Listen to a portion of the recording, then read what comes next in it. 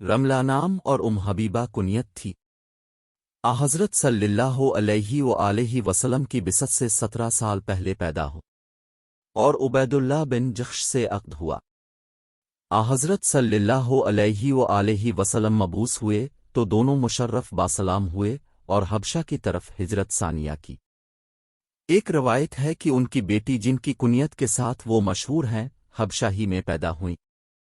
حبشہ میں جا کر عبید اللہ بن جخش نے عیسائیت قبول کر لی، لیکن حبیبہ رضی اللہ تعالی عنہا اسلام پر قائم رہیں۔ اختلاف مذہب کی بنا پر عبید اللہ بن جخش نے ان سے علیحدگی اختیار کر لی، اور اب وہ وقت آ گیا کہ ان کو اسلام اور ہجرت کی فضیلت کے ساتھ المومنین بننے کا شرف بھی حاصل ہو۔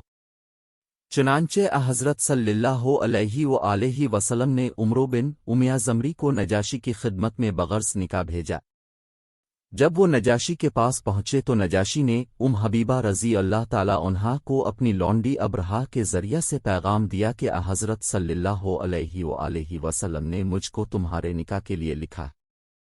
انہوں نے خالد بن سعید اموی رضی اللہ تعالی عنہ کو وکیل مقرر کیا اور اس کے صلہ میں ابرہا کو چاندی کے 2 کنگن اور انگوٹھیاں دے۔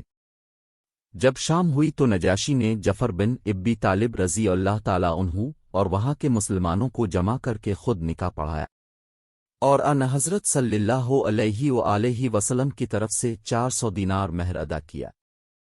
تمام لوگوں کے سامنے خالد بن سعید رضی اللہ تعالی عنہ کو یہ رقم دی گئی تو لوگوں نے بعد نکاح اٹھنا چاہا، لیکن نجاشی نے کہا دعوت ولیمہ تمام پیغمبروں کی سنت ہے، ابھی بیٹھنا چاہیے۔ چنانچہ کھانا آیا، لوگ دعوت کھا کے رخصت ہوئے۔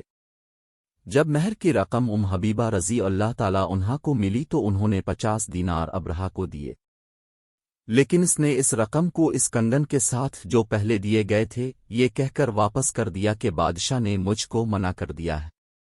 دوسرے روز ان کی خدمت میں عود، زعفران، عنبر وغیرہ لے کر آئی، جن کو وہ اپنے ساتھ رسول اللہ صلی اللہ علیہ وآلہ وسلم کی خدمت میں لائیں۔ جب نکاح کے تمام رسومات ادا ہو گئے تو نجاشی نے ان کو شرجیل بن حسنہ رضی اللہ تعالی عنہ کے ساتھ حضرت صلی اللہ علیہ وآلہ وسلم کی خدمت میں روانہ کیا۔ حبیبہ رضی اللہ تعالی عنہا نے ہجری 44 وفات پائی ہے اور مدینہ میں دفن ہوئی۔